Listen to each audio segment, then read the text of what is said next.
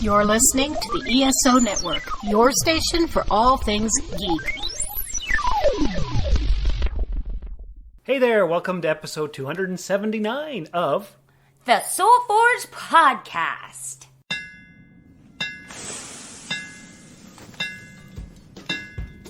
Welcome to the Soul Forge, a place of silent mystery, quiet contemplation, and outright mayhem.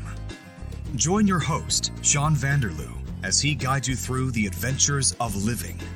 Together, we'll talk about life and love, sex and dating, joy and heartache, memories and loss, and so much more. Don't worry, it's not nearly as pretentious as it sounds. Get ready for life, the universe, and everything on the Soul Forge.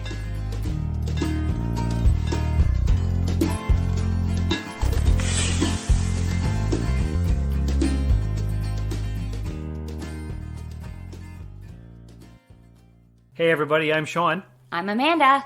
And we're here to bring you an exciting episode, as you can tell from the title. Oh my god, yes. So isn't it true that everybody dies? Yes. And especially with the state of the world right now, there are multiple ways that could happen. War could happen. Yes. Climate change might cause wildfires or a flood. Zombie apocalypse. There's always the chance of a zombie apocalypse. Mushrooms taking over your body. And then it'll just be the last of us here talking on a podcast. That's right. Yeah, there's so many different ways that the end of the world can happen. Yes. But say it doesn't actually happen, and you have to prepare for a loved one's fond farewell. Can you put them in a Viking funeral boat and send them off down the river? Not anymore. That's illegal and frowned upon. Okay. I'm not saying people don't do it. I'm sure maybe in parts of the world that's still a thing. But, in Ontario and Canada, I know that legally, even when you get cremated, you're not supposed to spread ashes anywhere. Is that true? Yes. You're not supposed to spread the ashes? Nope. How come? The government doesn't like body parts that have been cremated spread everywhere, I guess. Oh. I'm really not sure why that is a thing, but it's a thing. I hadn't heard that. It's true. Huh. Yeah. Well, now I know. People do it, but, right. How are they going to stop it from happening? But technically... They don't have cremation police everywhere. Not that I'm aware of. No. I have not run into any, and I have done my fair share of spreading ashes. Yeah, I've done enough of it too, actually. Mm-hmm. Yeah, but there's different kinds of ways that people fantasize about being departed, I guess. Yes. Like, I thought having my ashes shot up into space would be cool, like the guy who played Scotty on the original Star Trek. He had that done. Yeah, that would be very cool. Extremely expensive. Well. But very cool.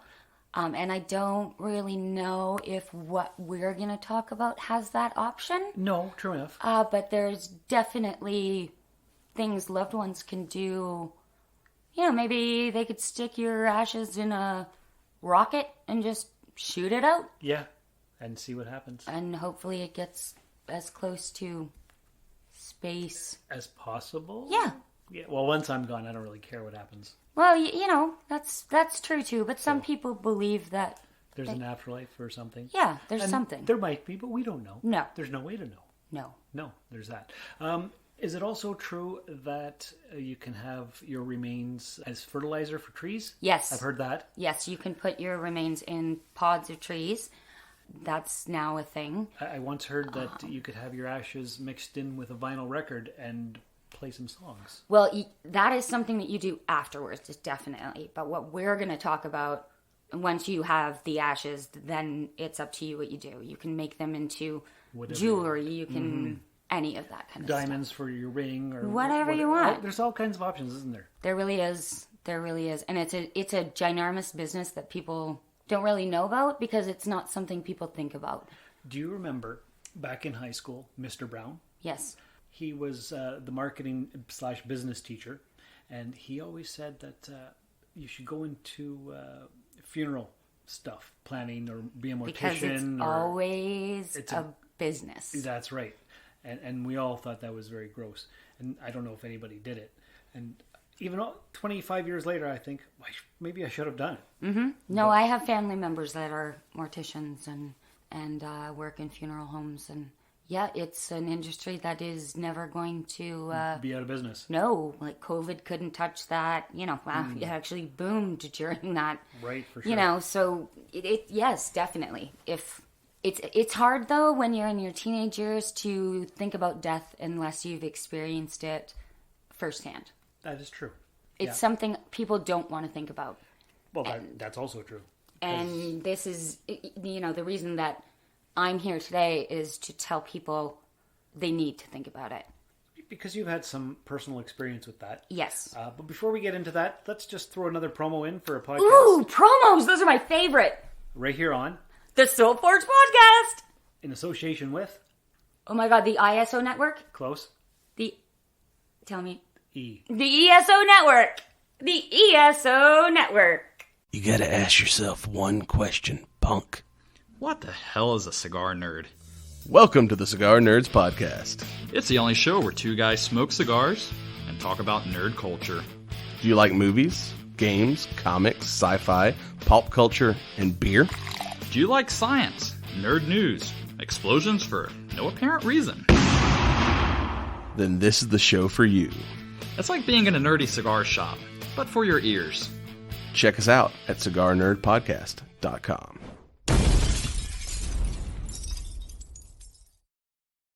And we're back. Oh my God, did you guys love that? I totally love that. But now let's get back into more serious stuff. We're not just going to talk about zombies? No. Oh. No. That would be fun, and I would love that, but... Should we do that another time? Definitely. Oh, definitely. Like preparing for surviving in the wastelands? That would be fun. Yeah, that would be a fun topic. Mm-hmm. Yes. Absolutely. But this time, we're not going to have fun. We're going to talk about funerals. Yes, funerals. Yes. As most of you know, it's funerals. And I'm sure by this point, if you haven't been to one, that's going to be very surprising and good for you. However, most of us have. And I know it's very hard to go to funerals for the most part. I mean, they're never fun, right? They're really not. There's not very much fun in funeral, even though the word's there. There's a lot of crying. Yep, yeah, yep. And a lot of regret and a lot of, General sadness. yes, overall doom and gloom, pretty much, right? Yeah.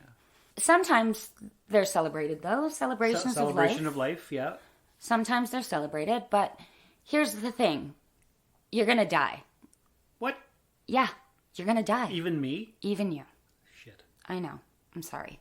You might eventually be able to cryogenically whatever, and perhaps in 100 years come back. I don't know. I was hoping for an android body that I could download my consciousness into, but I don't have that kind of money.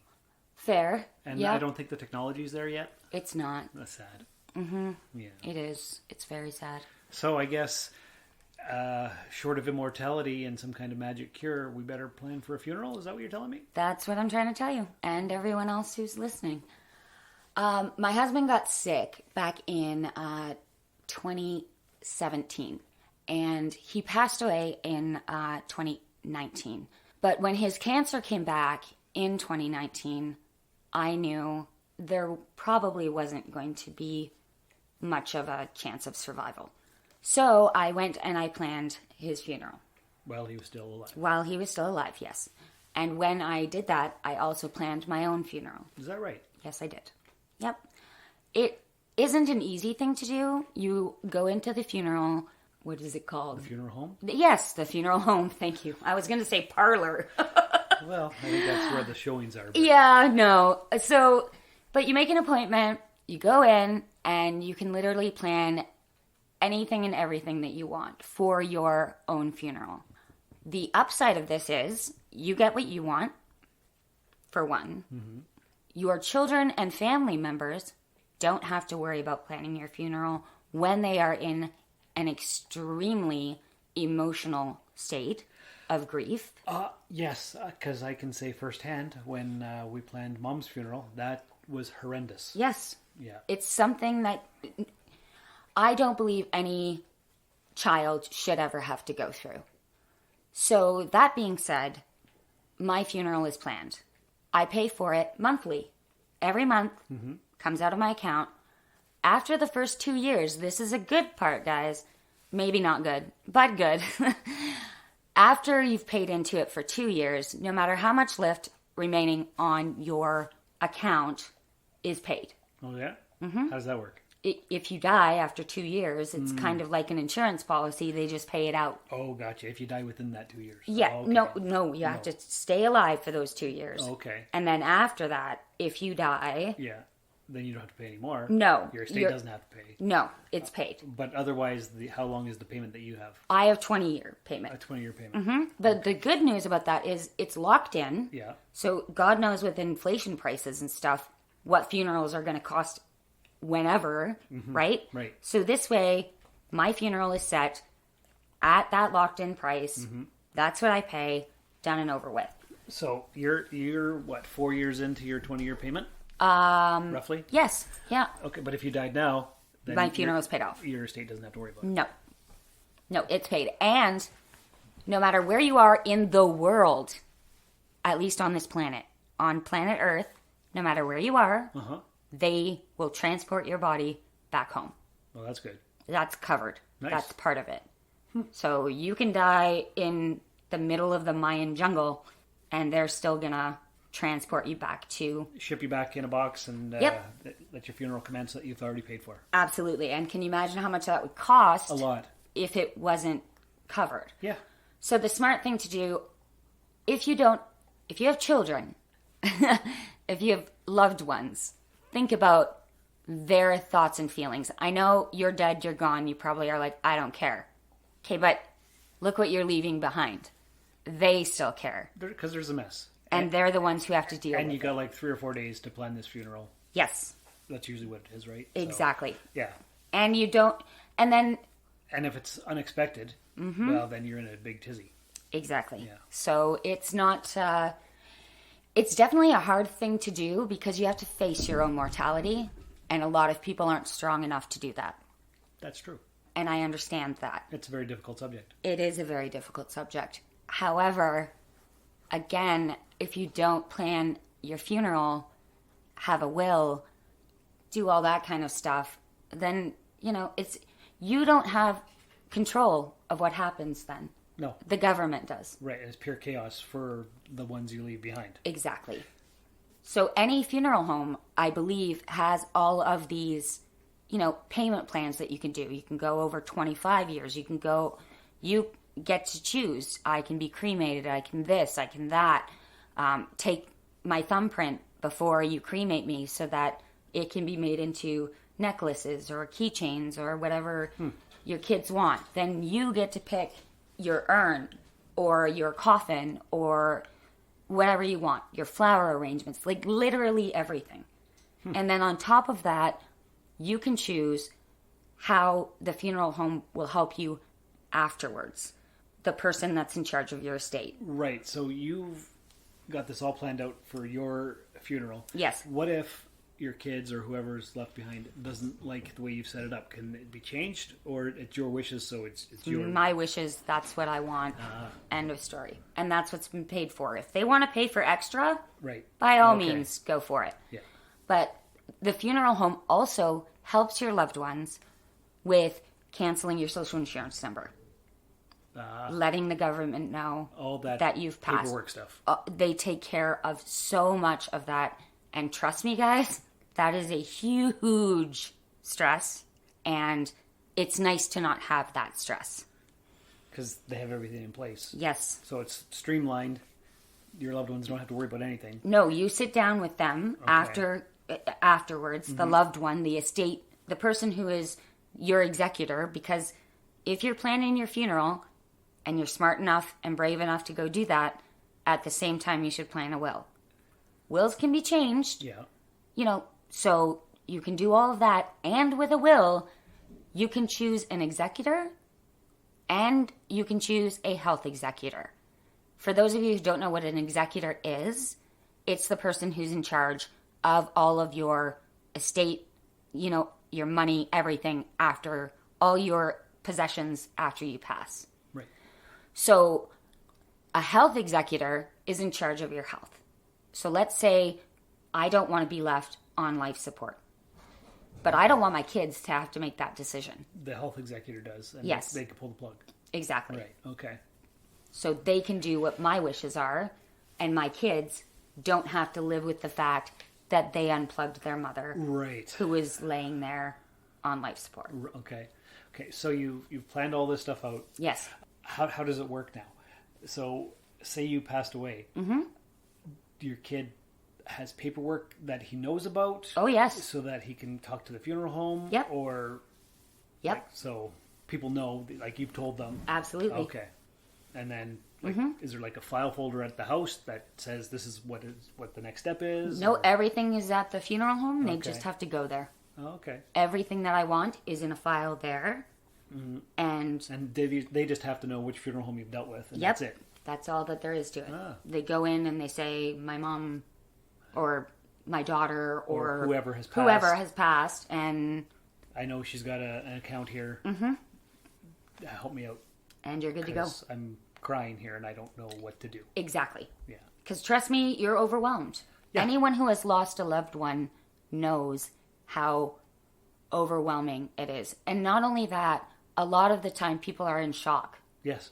So, like, think about that state of mind that you're in. Mm-hmm. Oh, You know, I've been there. And most of the time, honestly, my husband's funeral, I don't even remember it. Yeah, I can believe that. I remember certain things. Yeah. The flower arrangement I picked out with the fish and, things like that, right? Yeah. But I don't remember what I said. Mm-hmm. I don't, it's a blur. Of course. So, Because it's overwhelming and your brain short circuits. yes. So thank God I had the stuff planned out ahead of time. And what gave you the idea to do this? My parents, they have their funerals all planned out. Ah, And I had talked to them about it before. okay. And I thought, when you know your loved one is going to pass, which I somehow internally knew. Mm-hmm. I didn't want to. Well, of course but not. I did. Yeah.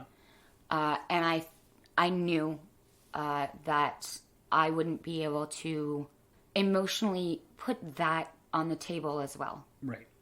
So you pre-planned it while he was still somewhat in good Yes. shape. Yeah. Okay. Because, I had his kids to take care of. Right. I had, my kids to take care of. Mm-hmm. I had me to take care of. I had a total meltdown after. I can imagine. And, so during, you're just kind of, for lack of a better word, you're a robot. You're completely in robot mode. Yep, survival. That's it. Yeah. Everything else just shuts down. It's like, boop, this paperwork, boop, this paperwork, boop, get this done. And then when that wears off, you're just left with your emotion and it sucks. Yeah, it does. So, if you can take some of that stress off of anyone that you love, why wouldn't you do it? Makes a lot of sense. Because you're going to die. Okay, I know it sucks. I know it sucks hearing it. I know it sucks. Nobody wants to think about it. No, but You could have been in that Turkey earthquake and been one of the 46,000 people or however many people have passed so far. That's anything. Anything That can was happen. unexpected. Yep. Walking across the street and getting hit by a bus, that can be unexpected, Hey, I deliver the mail and people drive by like crazy. There you go. You never, ever know. So this way, yeah, it's hard to do. It'll take a couple of hours out of your day. But then it's done. And then you just pay a monthly fee. And you can pick that too. Like mine's $50 a month. And it could have been less than that if I chose a longer And that plan. covers your funeral, your Yep. casket, all the paperwork stuff they have to do. Yep. And the transportation from wherever you are if something happens, Right. if you're traveling. And do we know what an average funeral and all that stuff costs right now? I don't know what the cost is right now. At the time, in 2019, it was around $8,500 just for the mere basics. Okay. And that was with cremation. Right. So that was with, not a casket involved, Yeah, right? okay. Caskets are expensive. Yeah, they're like $4,000 or more. They do have show caskets, though. I know that sounds bad, but they do lay your loved one out in a coffin so that you can go and say your last I think that's what we did with Mom. farewells and things like that. Yeah. Put letters in with them, put whatever you want in with them, and then that's that. They are cremated. So Right. Yeah, or not cremated, whatever you want. Yeah. But it doesn't make sense to not do it. Like, what the hell are you waiting for? It's going to happen. You're going to die. You're going to die, right? Yes. Yeah. It sucks. But you know what? A lot of things suck. That is true. So but a lot of things are beautiful. That's very true. And life is beautiful. Yes. And the people who are left behind are beautiful. So you're not doing this for yourself. You're doing it to save them some heartache and grief. That's exactly right. That makes a lot of sense, actually. It's not for you. You're dead. Yeah. It is for the people that are left behind. Because why wouldn't you want to do that for them? Because you're too afraid to get off your ass and plan your own funeral? And that $50 a month also covers the plot and all that stuff. Well, I don't know about that. Oh. Nope, this is just the funeral stuff. Oh, I don't know about... The burial?